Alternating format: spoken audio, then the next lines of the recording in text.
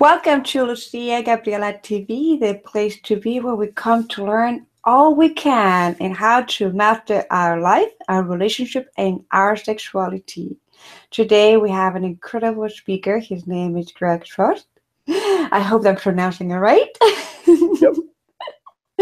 Awesome. But before we dive deep into this amazing topic, I had to make online dating fun. Let's learn a little bit about Greg today. So Greg, he helped professional men in their 20s and 30s to rock online dating. He finds men struggle with writing messages that get women to respond, that's true. Getting those women offline for a date, that's true too. And how time consuming all that is, and that's true too. Ultimately, what they really want is a long-term relationship and eventually a wife. As the creator of MakeOnlineDatingFun.com, he helped them feel confident in their dating, get more date, and have more fun. Unlike most dating coaches who focus primarily on offline dating or being a pickup artist, Greg is one of the only coaches in the country focusing exclusively on helping people find a long-term life partner through online dating. So we are so excited to have Greg in our show today. Thank you for joining us and saying yes to us. You're welcome. Saying yes does awesome things. Yes, yes, yes, yes, yes, yes. I am so really excited about this topic today because uh, I was just mentioning the last time I dated online was like back in 2012, something like that. Before that, it was when Yahoo was in the market, like Yeah, online on in Yahoo. person. And it was like 2002, and I was in my 20s. So, oh my gosh, the world of online dating has exploded and it's different. And it's like you have all these different platforms and eHarmony and match dating and swipes and this one and that one. It's like, whoa, where do we start? And and I like you were sharing like men having a trouble of of really expressing themselves as authentic self and actually being seen as people who they really care.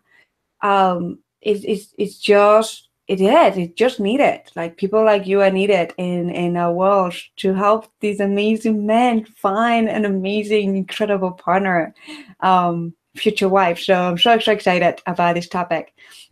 But before we dive deeper into any secret you have for us today, we would like to learn what brought you to be an expert in this field. Yeah, so I've actually been dating online almost as long. I started using online dating in 2005, and since then I've had a ton of really great relationships and, also gone on some of those not so fun dates. But one of the things that I noticed is it's something that I've used for a long time. It just kind of made sense to me. It worked better for me. And a couple of years back, a friend of mine, as friends do, was complaining about how dating was going. And so he's talking, I go to this bar and nothing, I can't find anyone. And I go to this club and all these different things. And at the end of this sort of almost rant, he just kind of winds down and I say, you didn't mention online dating. Like how's that been going? And he looks at me and he gets angry and I'm like, uh-oh, what did I do? And he goes, Greg, online dating doesn't work for me. Online dating doesn't work for any of our friends. In fact, you're the only person that online dating works for.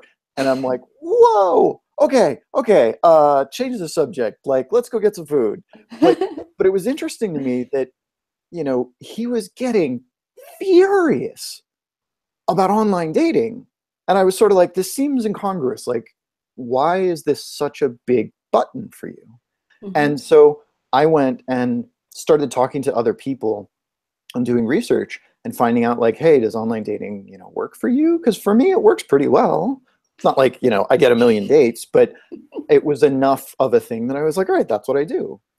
And also that friend who said, no one gets anywhere with online dating. We had friends that were, I think, in relationships at that point, if not married, from online dating.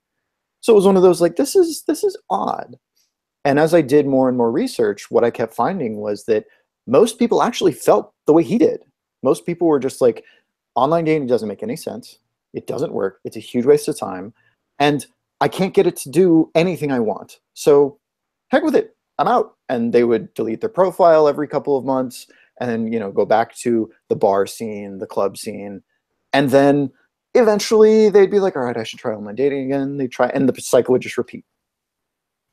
And so I said, all right, since this is something that works pretty well for me, maybe I can help these people. So I made an email course where you would get an email every week with a little bit of work to do, and like, here's what a good photo is, and here's, okay, now let's go look at what photos you have and pick one out and like put that on your profile. And what I found out of doing that was I actually loved, even more than creating the course, I loved the coaching. So when I was talking to someone and all of a sudden they would get the, oh, that's why they're not answering me. That moment, that light bulb moment was my favorite part.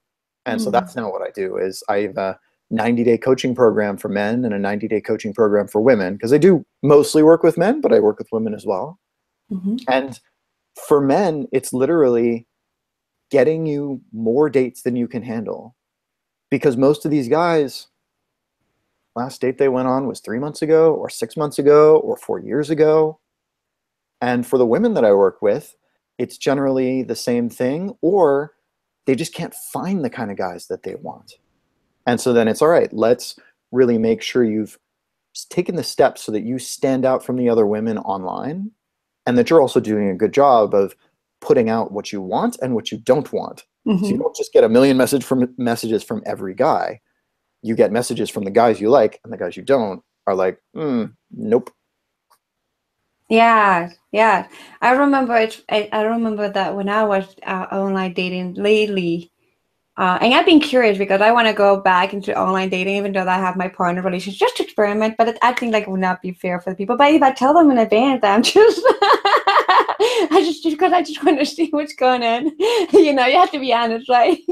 Definitely be honest. You have to be totally honest. You cannot say like, hey, I'm a polyamorous, energetic one, but relationship-wise, physical ones, I just have one. So it's like, but anyway, I remember like going on dates. Like I would, like you say, I would go like 10 dates in a week. Yeah. Because I had to make sure that, and I would go for like an hour. I would not expect to go on a date for like hours and hours. And I just want to learn more of that person.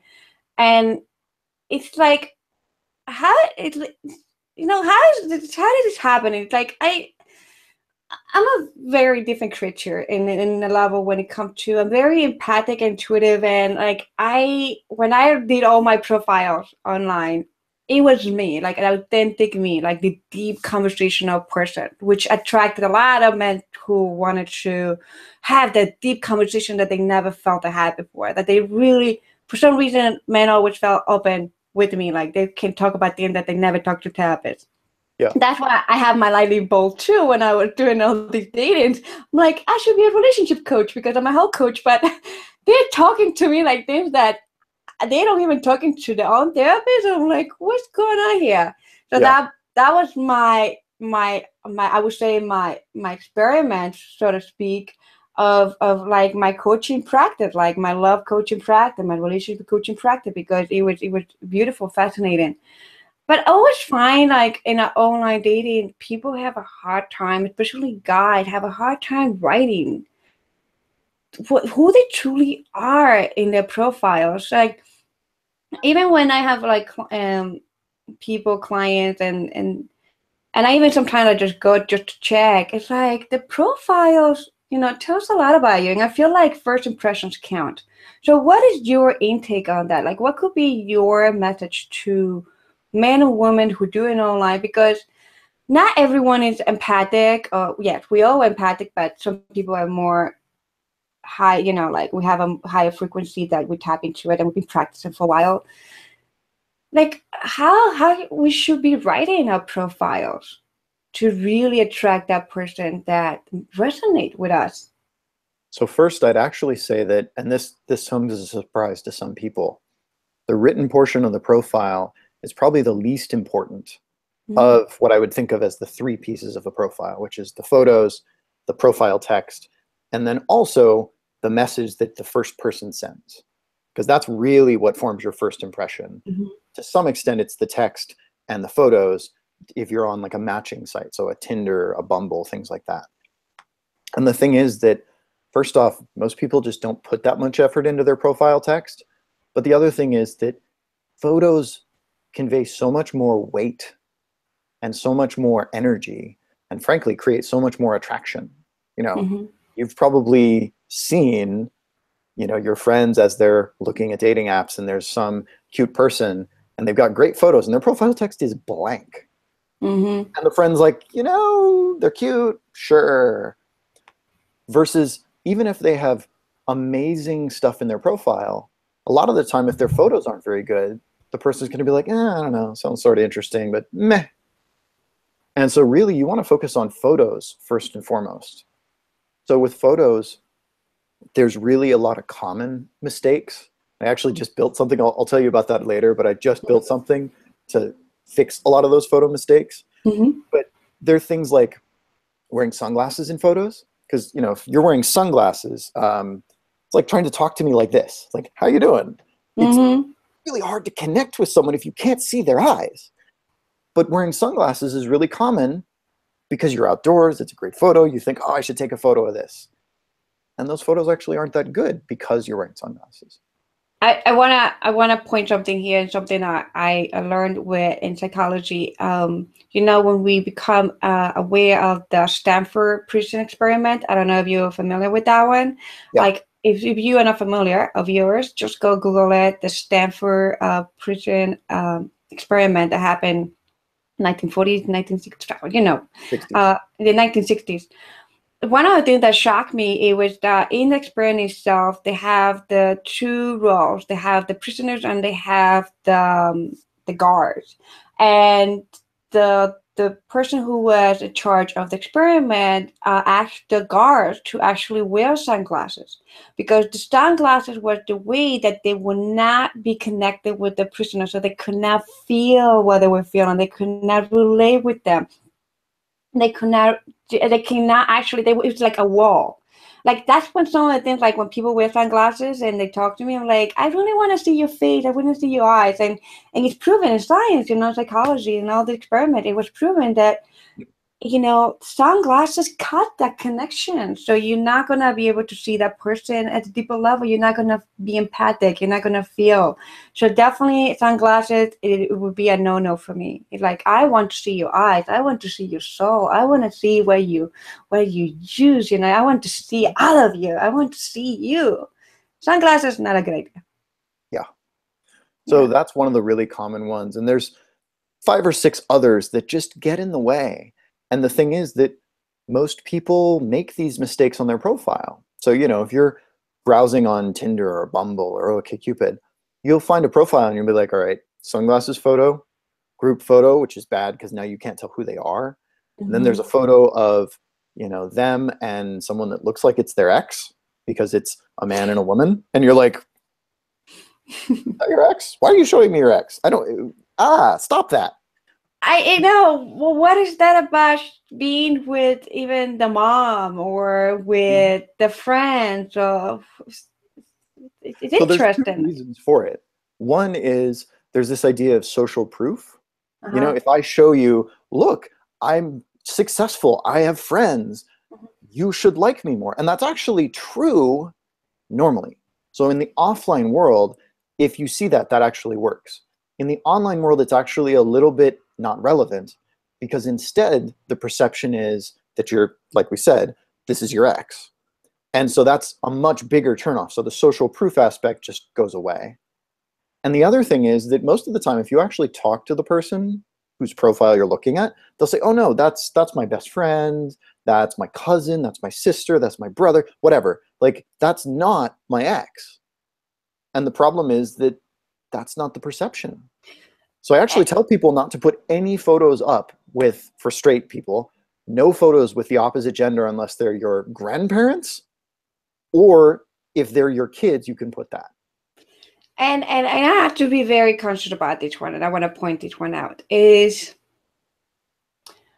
I believe that a lot of people use pictures without the consent of others. And I personally, like, if, like, God forbid, I had my brother online dating and he had a picture of me with him, like, hanging there, of course, like, he would be like, it's actually kind of like, if I'm looking at somebody and has the picture of whoever, it doesn't even matter, the grandparent, I have a red flag right there for me, because it's like, like, can I feel safe with you when you actually, in a subconscious level, are putting in public all your, especially on dating, which is a different, it's a very intimate. Like, it's like, can I feel safe with you in the future if I'm in a relationship with you? That's the question I will be asking. Like, would I be the next one in that picture there? I mean, I don't feel safe. And if I don't feel safe, I don't want anything to do with anyone. I actually generally just tell people don't put photos up with other people, Mm-hmm. with very specific exceptions that aren't really even worth getting into right now, Mm-hmm. because they're always confusing. If this is a man's profile you're looking at, excuse me, and there's him and his 4 best friends, for one thing, that photo's not going to serve him, because there's a good chance that a viewer is going to be like, hey, the friend on the right, that's not the guy. But the other thing is, it's so confusing. Like, now you can't tell which of the 5 guys it is.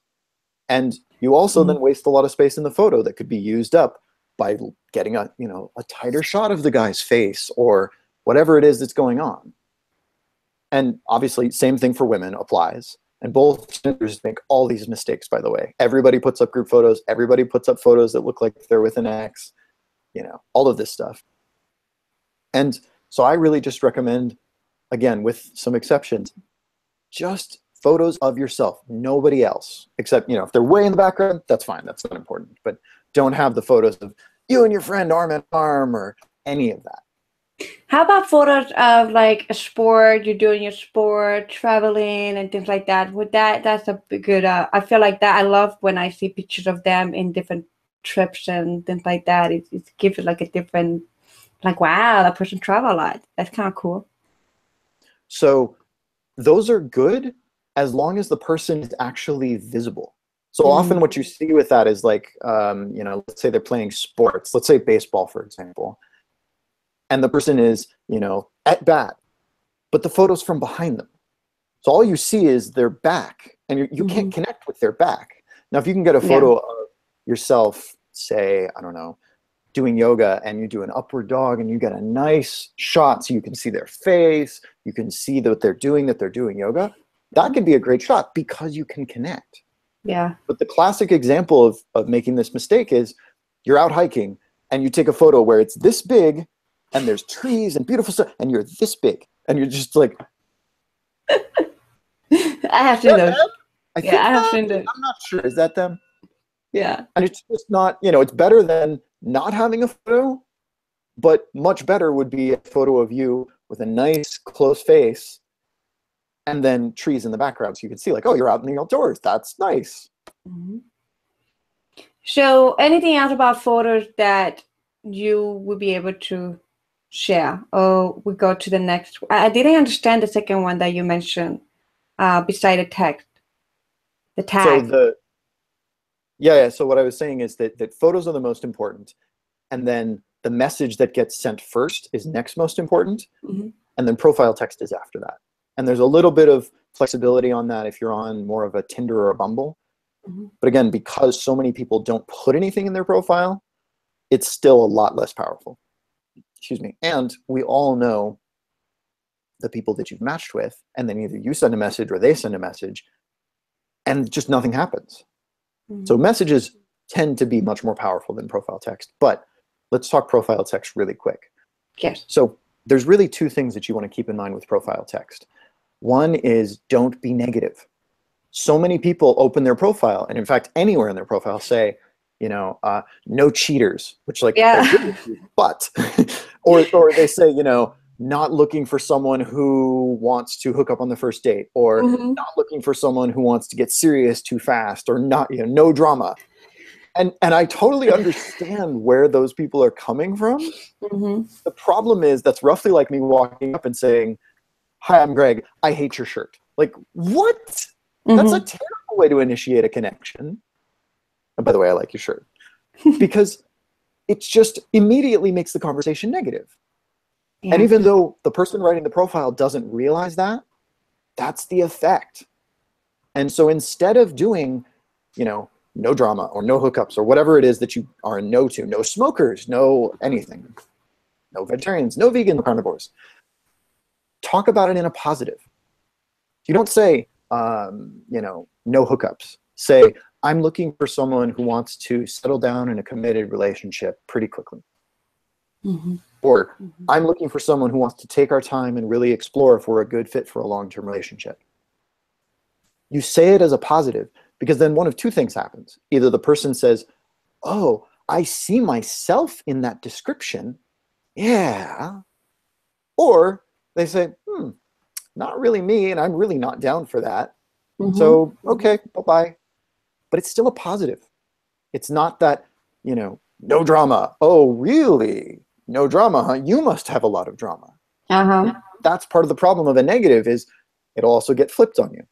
Yes. So the second part of profiles is really doing that even further. So talking about, what are you looking for? Because, everybody puts in a little description of themselves, but putting in what you're looking for in a way that the person can respond to. So it doesn't need to be, I am looking for a 5 foot X person who is, no. But, looking for someone to explore and go slow with to see if we're a good fit, and really looking for someone who really likes learning or who really enjoys trying new foods and new restaurants. You put in something so that the person can go, oh yeah, that's me. And then after that, the last thing about profiles is really talking about yourself in a story. So if I tell you on my profile, I'm a trustworthy guy who works hard, like, okay, I don't trust you at all hearing that. And what does working hard even mean? Like, I don't really believe you. So Mm-hmm. it just took two positive aspects of me and made one of them completely unbelievable and one of them pretty questionable. But if instead I tell you a story, let's say I tell you, hey, I washed the mayor's car, and then we go out for a beer. I don't drink, so this is not true. But if I tell you that, suddenly it's like, wow, that's interesting. That's a position of some trust. How do you have this connection with the mayor? And what does it mean about you that you have this connection? And so I'm not saying the word trustworthy anymore. I'm showing it. It's just like in TV, they talk about show, don't tell. Have a character walk into a room and say, I'm angry, while looking into the camera. A character walk into a room and slam the door, throw their bag down, hit something, and then be like, oh. So they never said the word angry, but they're angry. Mm-hmm. Same thing on your profile. You tell stories, little 1 or 2 sentence stories about yourself. And you really only need 1 or 2 of these stories. But if I tell you about, I don't know, what's a good one? I was out kayaking and friends tipped over, so I double timed it home, called the Coast Guard, and we got out there and picked them up and they were okay. That's a little bit of a drama story, but it tells you a lot about the kind of person that I am without ever saying I'm trustworthy, I care about my friends, I am dependable, I am strong. But you just learned all 4 of those things. Mm-hmm. And you learn them in a way that's believable, as opposed to me saying, I'm trustworthy, I'm loyal to my friends, I'm strong, I'm dependable. Yeah, sure you are, whatever. Do you actually have to tell story? So you have to tell stories to have it really work. So this is one of the reasons that I teach this to my men more than to my women, because the men are much more worried about trying to stand out. Mm-hmm. And with some exceptions, generally, the women are more trying to filter out. They're trying to turn off the guys they don't want and keep interested the guys they do. Now, that said, if I tell you that story, actually, let me say this a different way, particularly for the women listening, everybody does the, I am a blank, blank, blank list of adjectives. And those are terrible on your profile because they're impossible to write something about. So if somebody says, I love trying new restaurants, that person is going to get a ton of messages about, really, what's the newest restaurant you tried? And maybe, oh, I like restaurant X. and they're going to get tired of it most of the time. And it's a little bit their own fault because they're asking the wrong question. So if you're really struggling with, I get deluged with messages and I want to really get better messages, you need to put better things in your profile. So instead of saying, I like restaurants, say something that is going to, again, turn off the people you don't want and turn on the people you do. I love trying new vegan restaurants. Mama Papaya is my favorite new restaurant here. What's your favorite thing to order there? And the reason that's better is, first, now the person who's writing you has something to respond to that isn't, I like food. It's, oh, you like vegetarian restaurants. Okay, how about this place? Or they can respond to the restaurant. Oh, I went there, it was terrible, but this place next to it's really good. Or they can respond to the question you asked. All of those things mean you'll get better messages as opposed to just, I like food too. So in the profile, since I remember, you have your picture, you have the message, like it would be like your subject, right? Like you're putting like 140 characters message for people to the impact, like Facebook has this, right? Like we have a little message there. And then you have about you, right? And the about you show more about yourself. So when you talk about in the about you section, you're talking more of like share that about you more in a story tale, because we love stories. So we're not even in marketing, it's like selling your stuff. You tell people who you are through a story. So that's pretty much what you're referring to. And at the same time, I'm hearing that in that about you, also you inviting people to answer questions. For example, like the whole thing about restaurants. And so you, from what I think I'm hearing, is that whole about you is not just like one platform, like one-sided, but it's more of it's like I'm telling you the story, but also I'm inviting you to have a conversation with me. That's what I'm hearing. Yeah, and I want to be clear, this is for people who are in the I'm trying to filter. So I think of people in online dating as having sort of two phases. First phase is I can't get enough dates. And so they're just trying to get more dates because it's usually zero, frankly. And then the second phase is I can't get the right dates. Yeah. So I can go on as many dates as I want, but I can't find the right dates. So I just keep going on lots and lots of first and second dates. And I've been in both phases, so I totally understand both of them. When you're in phase one, you worry more about the story and how do you prove that you are a trustworthy person, that you're a person that is attractive, a person that is worthwhile. In phase two, you're having the sort of opposite. You're trying to say, I want better matches, I want better messages, so I want to turn off some people, and I also want to tell people ways of writing me messages that will actually be useful. So one of the things that a lot of people say, particularly women when they're online dating say, is, I just wish I knew more about this person. Well, whatever the more you want to know is, I want to know if he's actually single. I want to know if he's actually interested in a long-term relationship. I want to know if he's actually interested in horseback riding because that's what I'm really into. Whatever it is, ask that in your profile. Now, you don't want to say literally, tell me that you're actually single, but something that creates a conversation that is useful to you.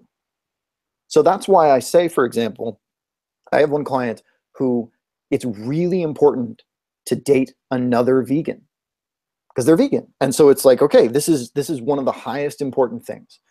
So one of the things they can do is put in their profile, tell me your favorite vegan dish, or tell me about how you went vegan first, or tell me stories about your favorite kind of food. Because then if the person says, my favorite kind of food is baby back ribs, they're like, yeah, unmatched. Not gonna work. Say, exactly. And the thing is that honestly, that's a better experience for both people because the person writing to you has something to say. The reason that so many first messages are, hey, hi, yo, how's it going? There's nothing for them to respond to.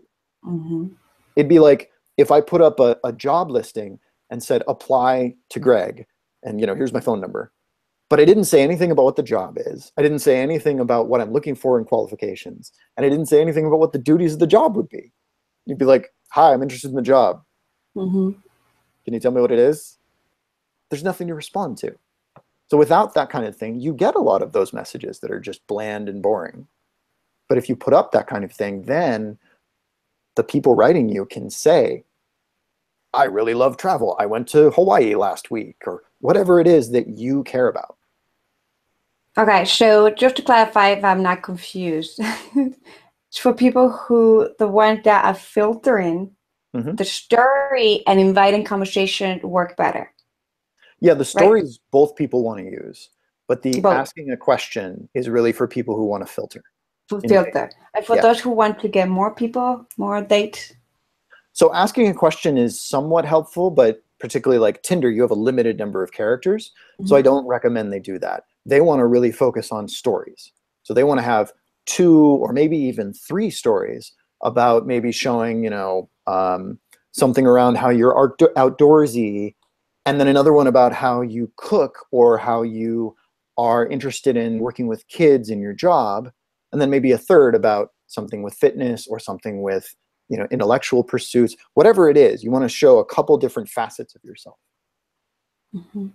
Okay, got it. So now let's talk about the email, the first email that they sent, because this is something that I really wanted to. I'm always nice, but when I was dating, I was always like nice to the men that they were talking to me, like sending that first hi babe. Does not work because I am not your babe. That's my first thing. Don't fucking call me Mhm. babe. Even when it comes to like, my community, hi goddess, I'm like, I'm not your fucking goddess yet. Yeah. And so do not call me things, you know. My favorite thing is love, so you can call me hi love, how you doing, because that's my word that I always put in out my profiles and things like that. And but it's like how I find like men have this struggle. That's why like you were talking about the first thing I was resonating with you, because they just don't know what to write. I mean, I have amazing profiles when I was dating. Like my writing is incredibly very deep and seductive, and people like I have people from all over like, oh my god, I love your profile. You're such inspirational. Blah blah blah blah. Those were amazing men that I would go on a date with because they responded. They actually read my whole freaking profile. They read it. They Yeah. resonated, and they share that thing like right on the first thing that they're sharing things with me right on the get-go, and it was like, oh my gosh. I'm like, wow. And then all these other men that they just lost the opportunity to go on a date with me, which is fun, um, because they just couldn't write right. Like even though that they were in the profile, they look like they were put together, they look like they were handsome, attractive, and the pictures look good, but they just couldn't deliver, put it this way, with their first message. Yeah. So one of the things that I really like bringing up when people ask about this is if you've used the service Bumble at all. I think that would be after you were sort of off of online dating, right? Okay. Yeah, no, I can go back. So Bumble has an interesting aspect where the women on the service for straight couples are the ones who approach the men first. So once you match, the woman has to write a message. Okay. And one of the things that I've found really interesting with Bumble is that most of the messages that I see when I was single and most of the messages that I hear about from my clients, you know what they say? They What? say, hey, yo, hi, how's your day going? For women. Yeah. The thing about it is that it's really hard to write a first message. And one of the things that is really challenging about online dating is that it can be very dehumanizing for people Mhm. because it sort of exacerbates signal. And what I mean by that is if you're a pretty woman like you and you get a lot of messages from guys that are terrible, it creates this perception of, oh my God, guys are terrible. They can't write messages.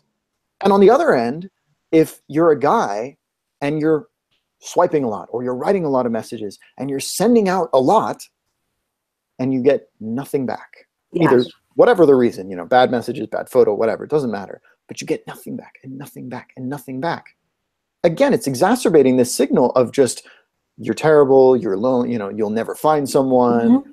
And so that's one of the things that I find is really helpful for me with dating, is helping people have some empathy around that.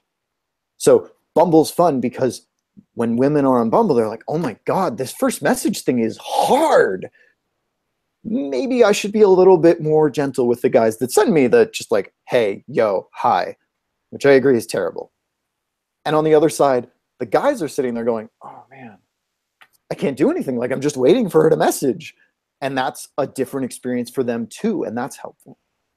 So with the first messages, I'd say two things. One, if you're the one sending messages, which again, it's not always guys on Bumble, it's women, but when you're sending messages, you want to find something that you share in their profile. And you want to find something that you can talk about. So, I don't know. Hey, I've been to Washington, D.C. too. Like, if that's all you got about Washington, D.C., that's a terrible thing to start with. But if you can talk about showing that you have some knowledge or showing some expertise, bringing value to this person, you can say, you know, I saw you went scuba diving, and I went scuba diving in Tulum, Mexico last year. It was amazing. What's your favorite dive? Okay, now I've just shown we share diving. I've done it before, so you have a sense that I'm not just BSing you. And then I ask you an interesting open-ended question. So those are good messages where you do those three things. But if you just start with the like, how's your day? Yeah. And if you're the one receiving messages and you're just getting all these, yo, hey babe, what's up lady? Hey goddess, just that kind of stuff, then you can do something about that by putting questions in your profile. Mm-hmm. Because then, one, if the person doesn't respond, you can immediately just swipe left because they didn't read your profile. Yeah. But also, they have something to respond to. One of the things that I've noticed with people writing their profile, they know all this stuff that doesn't go into their profile. So for example, they say, I love diving. And they know that when they say diving, they mean cliff diving, not scuba diving. And they mean that they've been doing it for 5 years off of Catalina Island and out in the Maldives and over on Hawaii. But all they put in their profile is I love diving. And so the problem is the person who's reading it, trying to write a message is like, what kind of diving? Where do you dive? Why do you like diving? How long have you been? Like, they don't know. And so then they can't write a very good message. All they can say is, I like diving too. And hopefully they'll put in the stuff that I said, you know, I've been doing it for this many years and like, what's your favorite dive? But most of the time it's kind of like me, instead of if I'm trying to give you a hand to pull you up the stairs, if I give you a finger, it's not going to help much. If I really want to help you connect with me, I have to give you a hand. I need to give you a real question you can respond to. And maybe even more than one so that the person can take their pick. Yes. So did come to the aspect of communication. And that's one of the things that we focus here a lot. It's like conscious communication. Like, you know, not just when you are in a relationship already, had to communicate better with your partner, with the people that you love, your children, but also in the online community. Like, how authentic in your communication can you be? And have that skill, because it's definitely a skill that needs to be developed. It's not something that everyone has. Not everyone is a communicator. You know, we all start at some point that we just don't know how to communicate things in our life and how to ask the right questions and how to engage people. That's another thing. Like, it seems like um, it's like it's not about selling yourself, but it's like studying marketing to sell yourself, right? A little bit. It's different than marketing in the sense of you're trying to market yourself rather than, you know, a product. Yeah. But it's also different from marketing because really the way I think of it is that everyone has facets. You know, people are like a diamond. They've got all these different facets, these faces of themselves. And some of those facets are things that are going to turn people off. So for men, they're very stereotypically masculine things like hunting or fishing or video games. And for women, they're very stereotypically unattractive female things that are things like lots of shopping or things like, spending a lot of time prepping. Those aren't bad or good. Football is an amazing thing for people that like football. I don't like it. That doesn't mean anything. Me neither. What it's important is that they're things that are unattractive to the opposite sex. Gender, sorry. And you really want to keep in mind, you want to show the things about you, the facets of you that are going to attract the person you want, not everything, because there's a bunch of things that won't. And so it's not about, in marketing, you're thinking about like, how do I position myself and really, how do I try and sort of only show what's good? Yeah. And with online dating, what you really want to think about is, how do I show the things that will get people to respond that I want to respond? So in this case, whether or not you're, filtering or you're just trying to get more dates, you still want to be thinking about, what are the things that I'm showing that are going to turn off the kind of person I want? How do I take them out of my profile? And then what are the things that are really going to attract the person that I want? And how do I put more of those into my profile? So once they have sent a communication, let's say it's an email, because I have had these questions before. You send A message. An email, a message, and they respond, and then you respond back, but they stop messaging back. Yeah. It seems like what is that like in your experience? I don't know. I mean, I have not been current online, so I wouldn't be able to try to figure out why, especially women or men, would stop responding nice messages if or just cut it. Like, I just feel it's cold-blooded, but for some reason, like, if I'm not interested in you, I said, sorry, I'm not interested in that conversation anymore. I wish you the best, because it shows me that I am authentic. It shows me that I respect the other person's feeling. I respect the person, and I'm treating the other person like I want to be treated. So you're not having me on, hanging on you, like, I'm not a fly. I'm a butterfly. Exactly. Yeah. So definitely that's a common thing that everyone experiences, is just the other person going dark and they don't know why. And it's like, hello, what happened? Yeah. First thing I would say is, if you're ever the person who loses interest, if you can, unmatch them or send them a message like, hey, not feeling it, good luck. Because you're right, it's just polite. And it's what you would want too. Every time I get this question from someone, they have also been the person who's just like, I'm done, and just goes, just completely vanishes. And that's terrible. It sucks. It's a horrible feeling. So don't do that. But regarding why is this happening, there's two sort of distinct reasons. One is the other person lost interest in the conversation because there's not enough velocity. And when I say velocity, what I mean is either people are excited about the topic, oh, we're going back and forth talking about this new movie that we're both excited about, or there's not enough direction towards we're going to go on a date. So for example, if the person, let's say the person is messaging you and saying, hey, here are the things I'm interested, tell me about you, but you respond with just I like movies.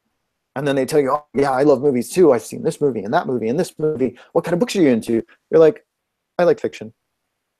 The person is going to give up because there's not enough velocity to make them think, okay, cool, we're going a direction where a date's going to happen.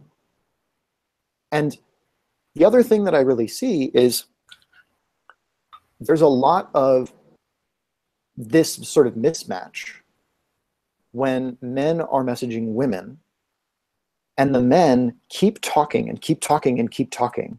And then the woman just goes, all right, he's not going to ask me on a date. I'm out of here. I'm not looking for a pen pal. Oh, yeah. And there's two levels of communication that are happening. The first is the man keeps talking instead of saying, great, you're awesome. Friday night on, First Street, let's go. The reason is he is looking for a signal from her that she feels comfortable enough, safe enough to go on a date with him. Because if he asks on the first message, hey, you're awesome, saw you're into scuba diving, let's go on a date and talk about it. It's like, whoa, slow down. And that pretty much kills the conversation. So if he asks too early, conversation is dead. He's waiting. I need a signal that she's ready. And then on her side, she's going, it's got boring. He just keeps, he won't ask me on a date. Just, again, velocity. We're going towards it. No, we're not going towards it. He's just talking and talking, and I'm out. And so the two things that I say to solve that are, for the man messaging in that case, ask her on a date within within 6 messages back and forth, or a week, whichever comes sooner. And for the woman, when you're like, this guy's interesting, but is this going to be a pen pal? Like, I don't get it. I want to meet him, or I want to stop talking. Say, you should take me on a date, or I'd love to meet you in person. You don't have to literally ask him on a date, because I know for a lot of women, that's too much. It's too aggressive. It feels like you're taking too much of the lead.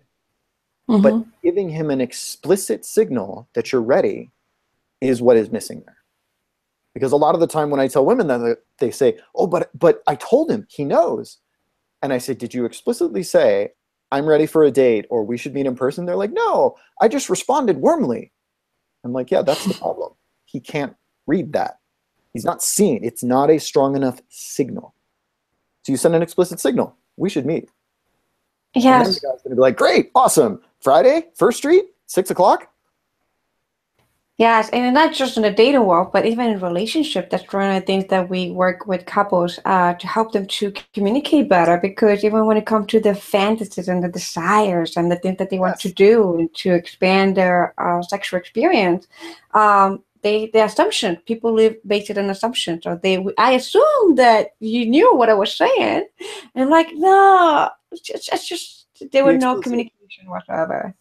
Yes. I have a client that I was working with actually this past week, and he was saying, you know, I'm excited about this girl, but I'm not sure how she feels about me. And, you know, here's all these mixed signals of like interest, not interest.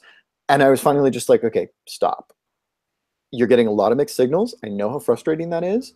The way to solve this is not to try and analyze it. The way to solve it is to go to her and say, hey, here's where I'm at. Where are you at? And he was like, oh.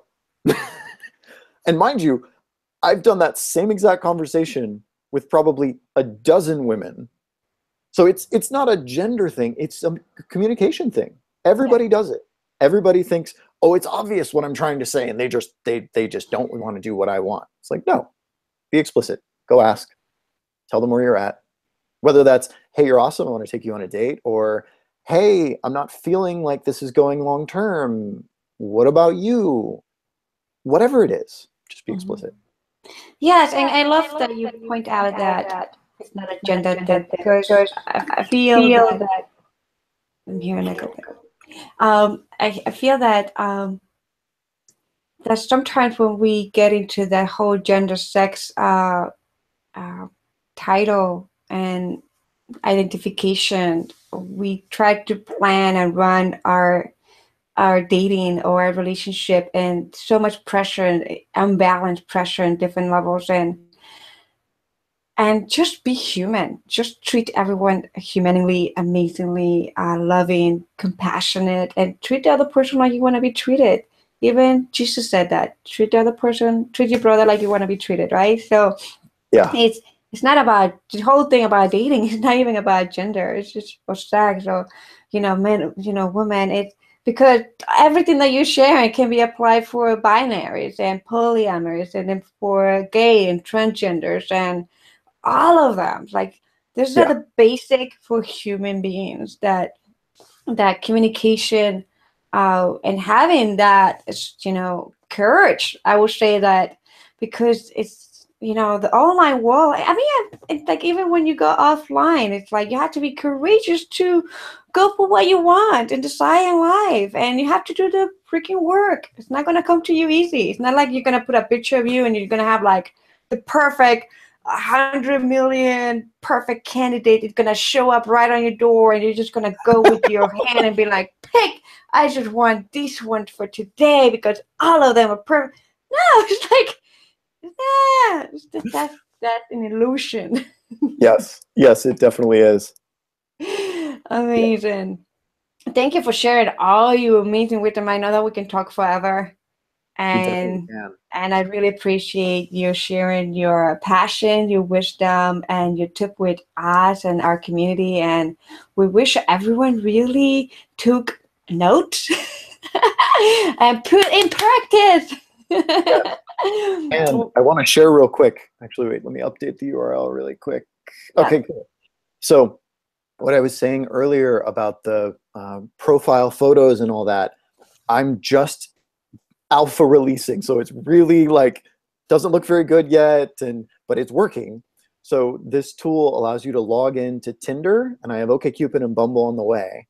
And what it'll do is analyze your photos for a bunch of the common photo mistakes that I talked about and a few others that we didn't get to, and tell you, okay, this photo is bad because it's you and your ex, or this photo is bad because you're wearing sunglasses, or whatever, all those different things.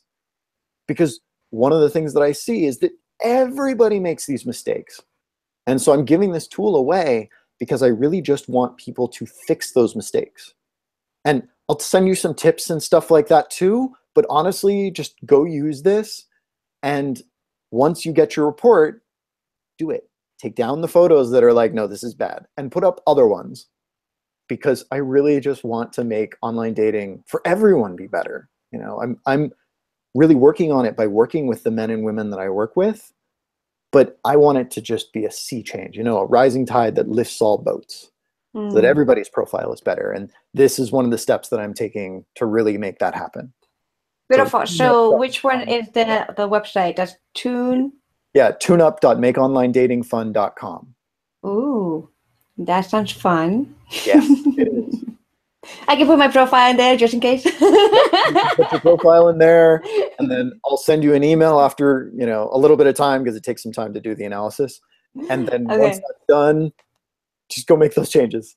Oh, so you're the one making the analysis and all that stuff. So this is actually analysis that I've built, but it's actually an artificial intelligence doing this. Ooh. Yeah.